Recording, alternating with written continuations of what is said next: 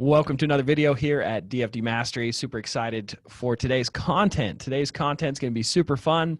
We've got Andrew Williams with us today. Thanks for joining us. Yeah, man. How are you? Doing great. So it's going to be kind of a fun episode. We're going to jump into things not to do in real estate. We're going to talk about, it's fun to talk about all the success and all the things we do right as investors. But I think a lot of the times we can learn the most from mistakes and learning from other people's mistakes. So we're going to share some mistakes that we've made and go into depth on those and hopefully save you some expensive and painful and frustrating experience in this journey of being successful in real estate.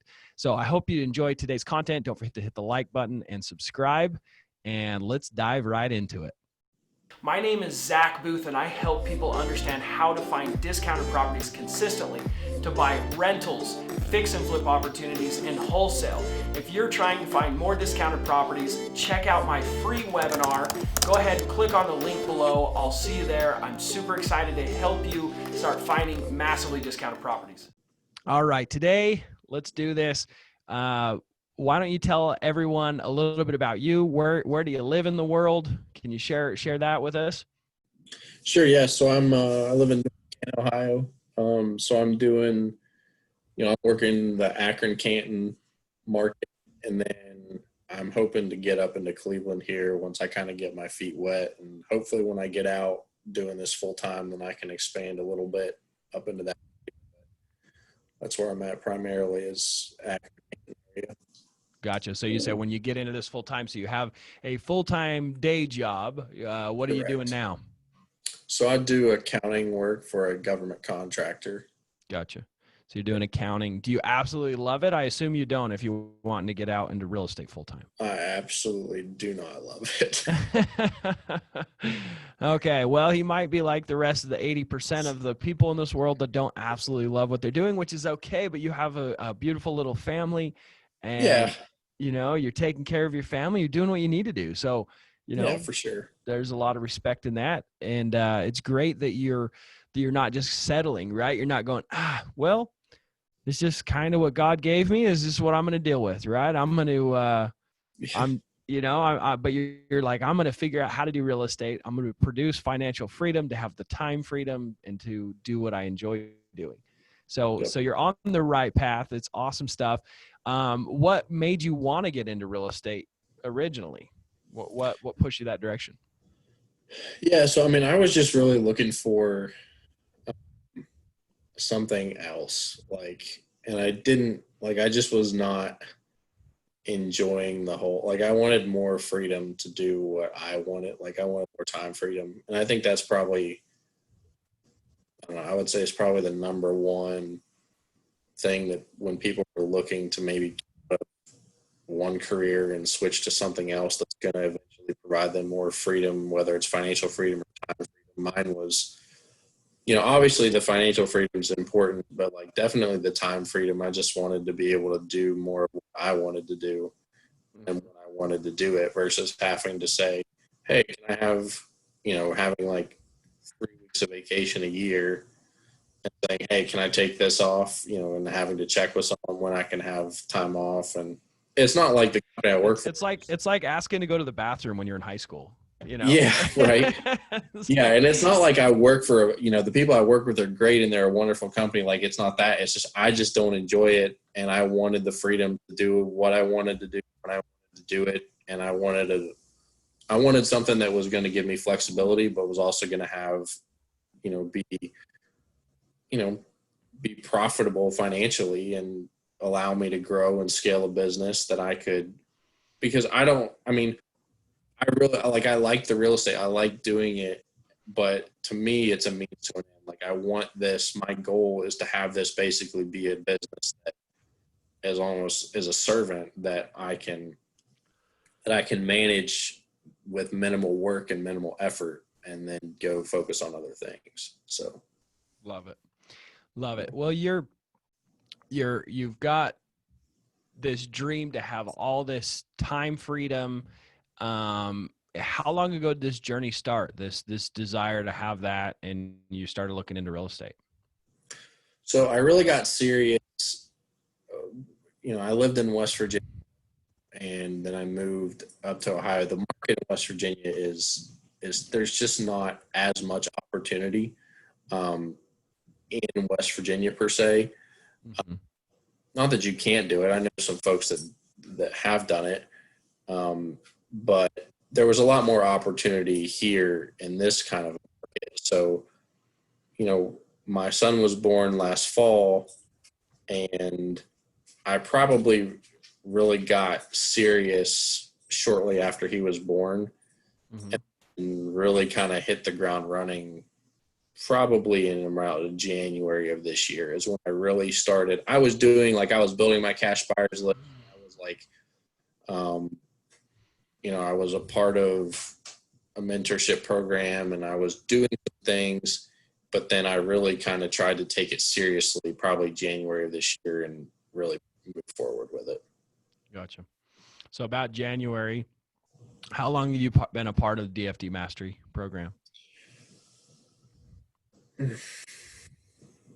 I think I joined with DFD Mastery in like March or April. Cool. I think. Awesome. And so, yeah, I think so. Awesome. Okay. So you're going for it. You're focused on it. You're spending a lot of your free time that you could be just hanging with your family after work on this business. You've gotten mentorship. You're spending money. You're making all of the necessary steps to get to success, right? So then you start having some success. You start producing leads. And you shared with me on our coaching call a mistake that, well, I wouldn't necessarily call it a mistake. I would say you did something that didn't give you desired results. So let's, because It's a good way to put it. Yeah. Right. There's never a mistake. There's only results that we didn't want. Now we got to change our approach, right? They're learning experience. A lot of people when they talk about like getting into real estate or trying to start a new business, everyone around them goes, well, that sounds risky. That sounds scary. You could make a mistake and you could hurt your financial situation. And it's like, well, that's how you learn, right? You're not going to grow unless you get out there and do it. There's so many people that just spend years on YouTube and programs and never take action because they're afraid of making a mistake, right? But I totally believe that real estate investing is marketing. So if you start your marketing and you produce leads, then you can learn real estate, right? Then you can learn the ins and outs of rentals and wholesaling and flipping and all those other things. So let's dive into that. So tell us about the deal. How'd you find it, and what did you try to do to make money with it? Kind of go through what the deal is. Yeah. So this was a driving for dollars. I was out actually with my wife and kids. We were all out driving around. And ultimate date. Yeah, right, for sure. 3 kids in the back. One's you're a romantic, aren't you? I knew it. Oh, yeah. Hey, honey, you want to go out? Let's take the kids and let's go drive around and take pictures and get addresses of houses. That's true love. So I was out and I didn't even know like that this was at the time. I've only been in this area for about, on actually Sunday, it'll be a year when we moved in. So, I didn't know like what areas were like really good areas or what areas were like not so good areas. I was just out driving around through neighborhoods and like trying to find ugly houses. Yeah. So we're going through this neighborhood, which turned out to be a really good neighborhood and like a really good school district. There was this house, the landscaping was super overgrown. There was a tarp on the roof, gutter falling off. Your quintessential like driving for dollars lead of like an ugly house. So it's like money. You can smell the money. You can taste the money. You're like, this is it. So, and this was actually, I'm pretty sure that I actually got this before I even joined DFD Mastery. I had, and I was just using, I was just using Deal Machine and I was using their postcards and everything. So I probably took a picture of this and I even took, I took a picture of the house and I probably took a picture of it in like January or February. Cool. Well, in like May, I get a call, and turns out that it was this house. Like, I mean, months later,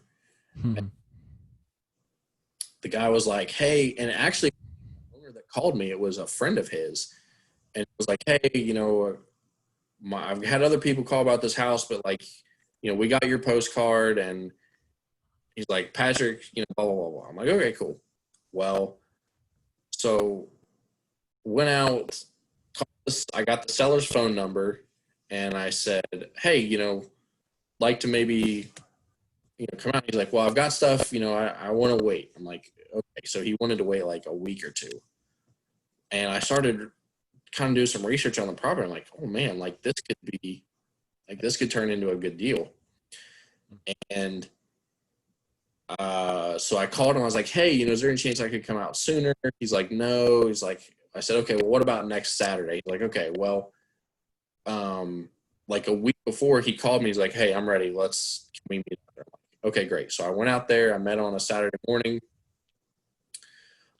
We negotiated a price, and it was the sewer it was a split level house that just, I mean, needed completely gutted, like $90,000 in repairs. Like, I mean, needed totally redone.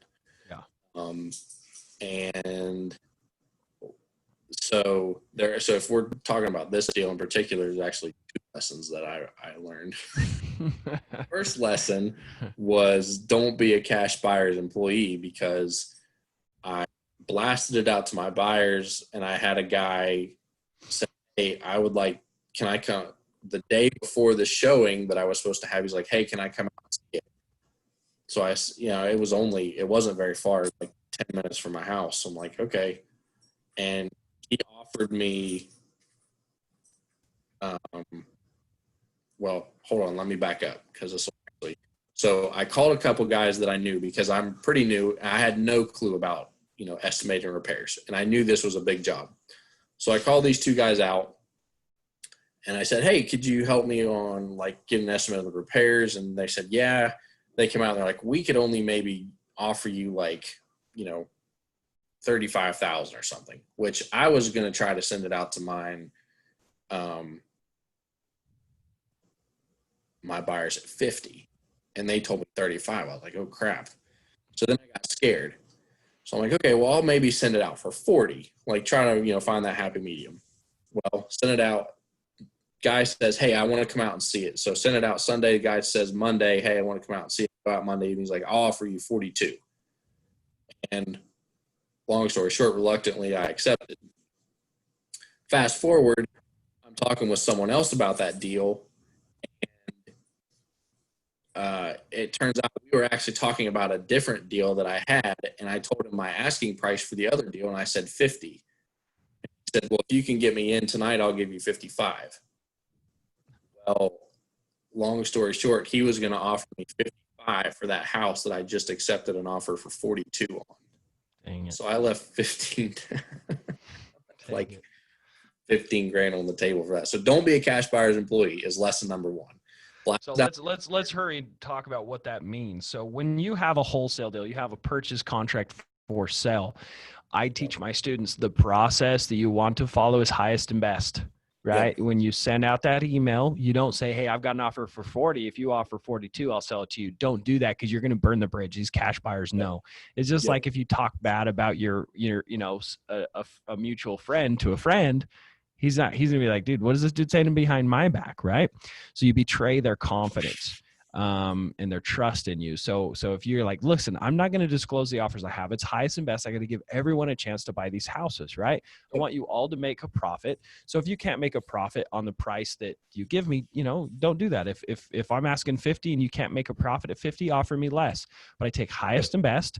So if you can pay me 70, pay me 70. I just set it out what I think roughly the range will be, but I'm no flipper, right? So I'm going to be way off on some. I'll be on others, right? That's a conversation you have, and you're going to get offers Like literally, we just got an offer on a property. We thought, right? We've been doing this for years and years and years. We thought we were going to make a $20,000 assignment fee. We got an offer for $38,000 above what we have it under contract for. We were shocked, Wow. right? So it's exciting. But there was one person that offered $10,000 higher than anybody else. So you can still bid these things up without having to manipulate or negotiate well. It makes the process faster. It makes everyone realize that you have a process, and you don't have anyone going, "Hey, let's go to lunch," and like, "Oh, I want to take care of you and you take care of me." There's none of that, right? This is the deals. These are the opportunities. Make your highest and best. So go ahead, go forward. So that was a mistake that you made, or something that you learned, right? We don't make mistakes. Yeah, definitely. So, I mean, I still made. I did well on it. Like I still did well. I still made a profit. It was to date my biggest deal that I've done. But that was a painful lesson to learn. Like, oh man, I could have just made a lot. So anyway, fast forward. I have another deal that comes up, and the I get it on the purchase price. I get it under contract for is basically the same amount of money I make off of the driving for dollars lead. And I thought it was a touch high that I may put it under contract for, but I thought, well, I can probably still move it. Well, I got to talking with the tenant because I knew that it was occupied, and from the guy the seller, he was like, yeah, the tenant really wants to stay. So I'm like, okay, well, I want to get into rentals eventually. Like I want to start building up building up that passive income in a rental portfolio. I really don't want the headaches of a renter. Like I don't want to deal with that.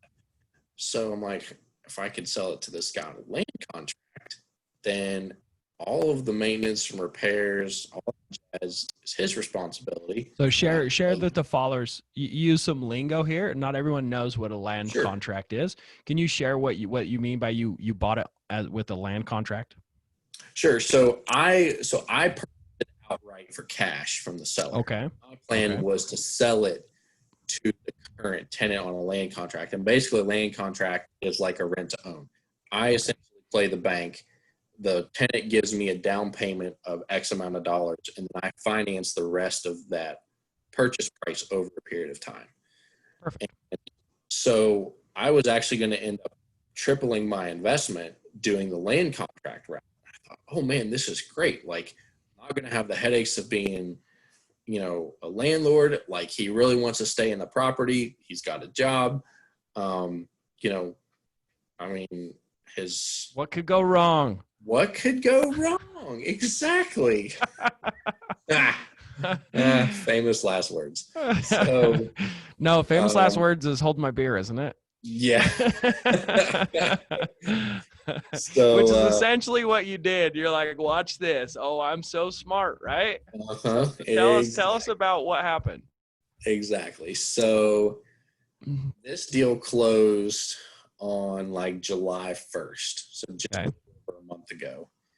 And I had talked with the tenant, the guy I was going to sell it to on a land contract. And I said, hey, we're going to do a $1,500 down payment. He's like, oh yeah, I can do that. He's like, we're super excited. Like, this is going to be great. Like my wife grew up in the house across the street. We know all the neighbors. Like, this is the house. Blah, blah, blah. I was like, man, this is awesome. Like, this is going to be so good.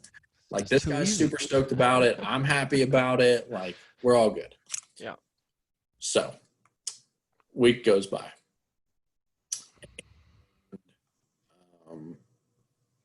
No money for down payment. Another week goes by. No money for down payment.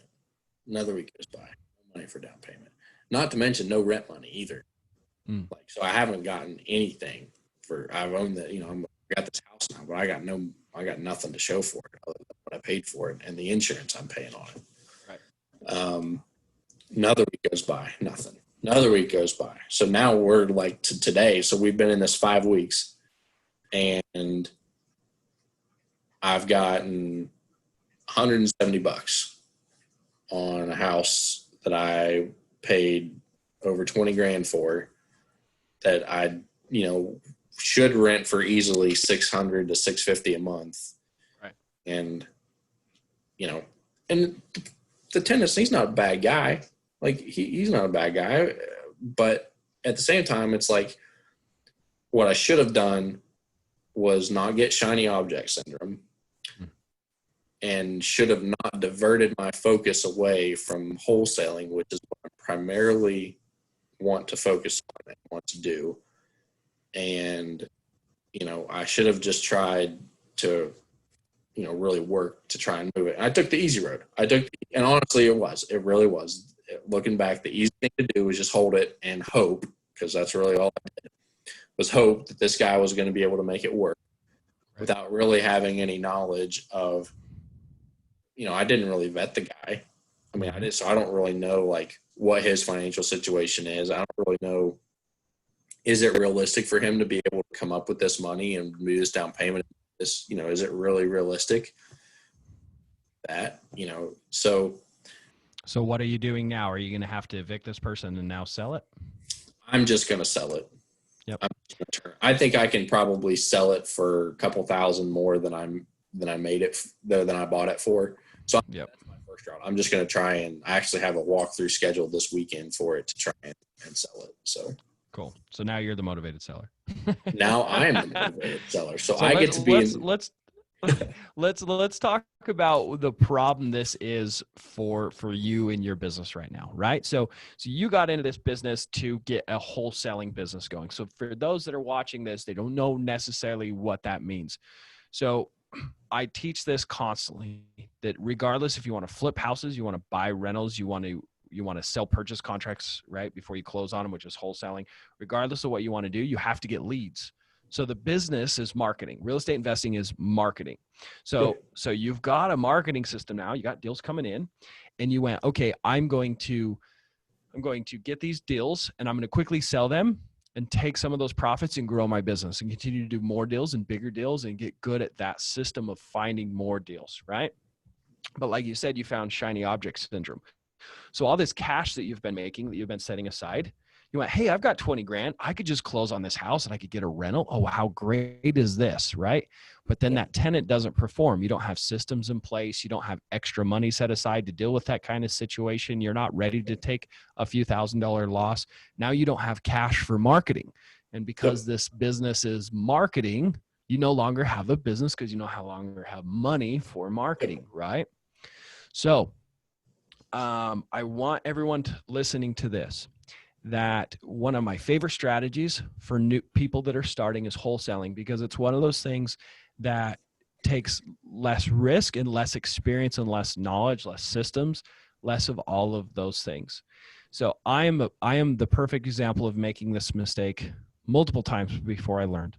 So I thought flipping houses, as a wholesaler, you buy or you spend all this money on marketing, and you find these off-market discounted properties, and you're selling them for $20,000-$30,000. And I've done a deal as high as like $83,000 or something like that. And I've done multiple 60s and 70s.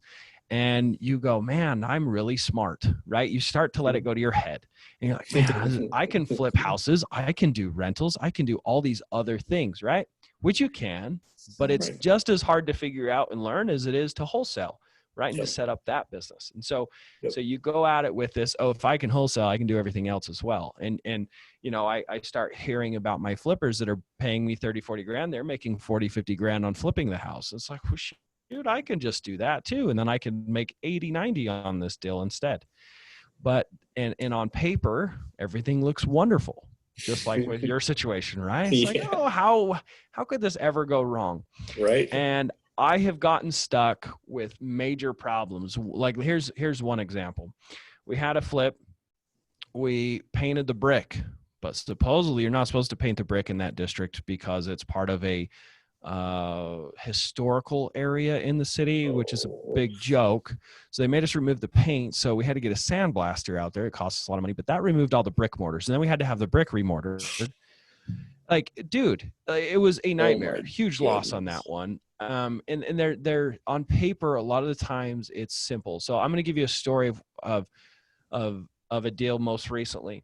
So we have this deal, and it's a property. The situation is the lady needs to sell it, and she's got like I think it was her son. I don't really remember the situation because I don't go on these appointments. My acquisition manager does. I just get to see the deals and the bigger picture of the business at this point. So anyways, we get this property under contract and we look at the numbers and it's like, man, we could easily make 30 grand because it needs nothing, right? We know that it has meth because the cops caught the kid selling meth. You know, they've probably got meth contamination at this point, but the house is in really good shape because it wasn't his house. He was just staying in one of the rooms, right? So like, okay, we're probably gonna have to do meth, and that might cause the paint to peel. So we'll probably have to do paint and carpet because the carpets have to come out when you do meth remediation. We're looking at the costs. It's like, man, this is a carpet and paint job. This will be so easy, right? We can do this. And so I was talking to my acquisition manager, how do we want to monetize this deal? And we have a flipper that we partner with often, right? And he does some flips for us on deals that we got to close really quickly and things like that. And it's like, do we tackle this one ourselves or do we have him do it? And I said, when has it ever been just carpet and paint? When has it ever been just simple, right? Flipping is not our core business. Why don't we partner with our flipper that he specializes in that, right? And we'll make a little bit more than just assigning it, but you know, it's a simple flip. We'll let him do it. So what happened was the kid, right, that had been cooking the meth, the day after we bought it, he broke into the house. He, turned on all the water and flooded the house and caused a bunch of sheetrock damage. Now we're having to deal with, fixing sheetrock and that kind of stuff. So then, I don't have to deal with any of it, right? Right. No doubt. Dodge that ball, right? My flipper does. And that's what he's getting paid for. That's what he does for work, is dealing with problems at these houses, contractors not showing up, and, jobs being done incorrectly, or liens and stuff that weren't cleared that were supposed to be cleared, which is another thing that's happening. I got stuck with a $40,000 lien and had to file a lawsuit against a title company. I mean, like things you don't think you'll ever have to deal with when you start closing and flipping houses and like taking risks and borrowing money. There's always something that can go wrong, and I don't want to lose sleep over it, right? Right. So anyways, he hired a guy to sit there and post up at night to make sure that this kid doesn't come back and vandalize the house some more. And of course, he shows up the next night. The cops don't arrest him. He gets away from the cops, and now we're having to pay a guy to stay there so he doesn't go back to the house and vandalize it. We're like having to board it up and stuff to make it even harder for him to break into. So, and then during the, the showing process, we're going to have that kid out there. Who knows? Like maybe we'll get it all finished and remodel to go in there and spray paint the walls and tear up the carpets that we install. Like, and the meth contamination company's in there doing it now. How do we know he's not going to get back there and smoke again and it's going to test positive after we've paid to have it removed, And so there's a reason I don't like flipping houses. But that's just one of the mistakes I've learned from experience. Right. And so it's something that you're dealing with. And so if you guys are wanting to get into real estate, and my goal here is not to scare you, but to show you that you can make a lot of money by keeping it very simple and strategically trying different things, or strategically adding rentals, strategically adding flipping houses to your business once you have a surplus of money to be able to keep leads coming in.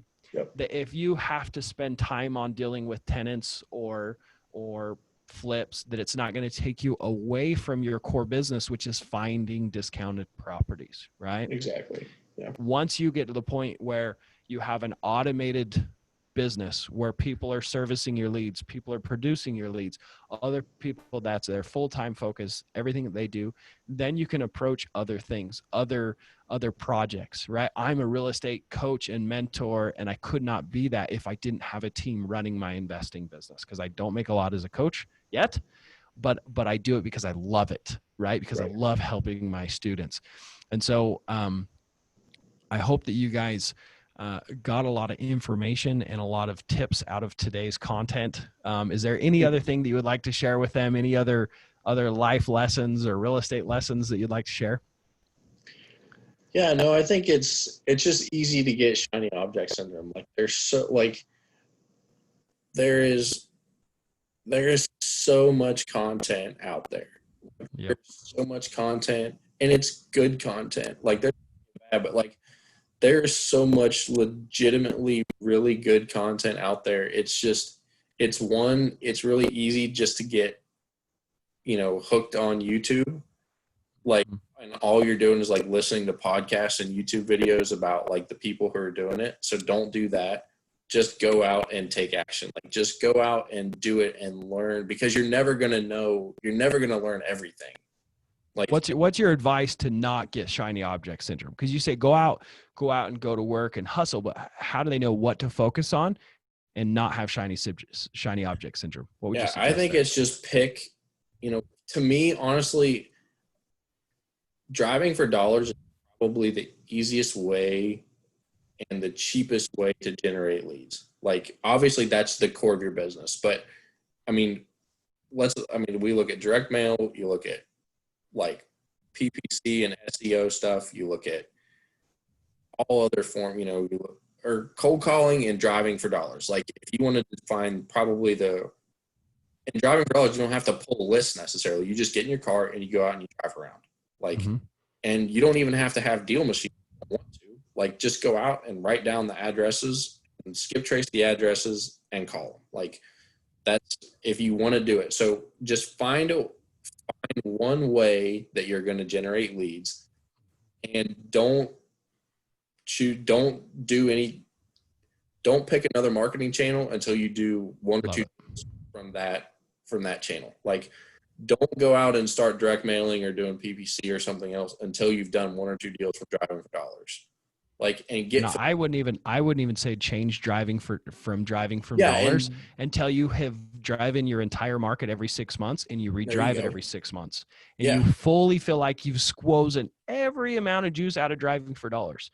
I have been driving for dollars for 2.5 years, and I didn't add another marketing channel till 3 months ago. There you go. Yeah. That's a great point. Like, even to where it's just, it's like, it's second nature in your business. Like, this works. It's proven, done multiple deals. Like, this is our bread and butter. Then you can go and look to add something else. Like, that's a great point. I use this analogy with that tip. So let's say you go to Vegas, right? And you sit down at the slot machine, you throw in a penny and $100 bill comes out. Wow. And you throw in another penny and another $100 bill comes out. You do it again and again and again. You do it 7 times, right? Yep. Are you going to get up and go to a different machine? Yeah. Right? No, you're going to sit there until that machine breaks. Exactly. Right? Exactly. You're going to sit there until the security drags you off of it because you're making too much money. Right? For sure. So I see these people, like, they do a deal from drive for dollars, so they get into drive for dollars. They see why it's the best list, right? And then they're like, I want to try this. Oh, I want to go do this. I want to go do this. And it's like, money machine. Stick with the money machine, right? Yeah. Like, don't walk away from it until it's broken, until it's completely automated and you can't squeeze more money out of it, right? Yeah. So the other thing that I would say to stay laser focused is set a goal, right? Is to focus on having an outcome. So let's say you go, okay, I want to get to the point where I'm doing a deal every single month and I want my average deal size X amount, right? Yeah. And focus until you hit that. Put it on your wall that I'm going to try and do it in 6 months. If it takes you 6 months, awesome. If it takes you 3 months, better. If it takes you 8 months, that's fine. But when you have that focus, then you can work towards it. And as you keep working and working, you can continue to change your approach slightly until you hit that goal. Right. Yeah. If you don't have something you're trying to achieve, you're always going to feel frustrated because you're always going to feel that your efforts aren't producing anything because you don't have anything to compare it to. Yep. Right. If you ever want to feel overwhelmed, work really hard without a purpose. Oh yeah, definitely. Right. That's why everyone hates having a job. They don't feel like they're going anywhere. Yep. They just show up and work, absolutely hate it. And their boss is like, here's a 25 cents an hour raise. And they're like, you asshole. Right. You know what I mean? But they don't have anything they're working towards. They don't have a goal. They don't have an end goal. They don't have a purpose, and if you said, okay, I want to get to the point where I'm making an additional $20,000 a month and I'm going to use driving for dollars to get there, which is 100% a reality, right? Mm-hmm. They work, and they get 3 months in a row. They make 20 grand and they've been reading that goal every single day. How does that feel? It Oh, for feels sure. absolutely freaking amazing. You have purpose, you have drive, you have energy from your work. It doesn't Yep. drain you, right? And that's Definitely. another tip to really have a purpose, is have a specific goal, very Yeah. specific goal. Yeah, I would definitely agree with that. It's very, and write your goals down. Like Yep. if you don't, you need to write them down and you need to look at it, every day. And almost any, whether you want to, whether it's Tony Robbins or you listen to anything by Grant Cardone or anything like that, like they'll tell you, write down your goals, look at it every day, say it every morning, say it every night. It's got to be right in front of you at all times and work till you make it. So, And the reason that is so powerful is you might think, at least I thought in the beginning, was that's silly. Why do you need to look at your goal or see your goal or envision your goal that much? It's not just gonna appear out of envisioning it. But what happens is your thought process is constantly on it. There's a part of your mhm. brain that filters information. For example, you'll be walking down the road and there's cars going past you all the time, right? You don't Yep. notice what brands they are. You don't even notice what colors they are.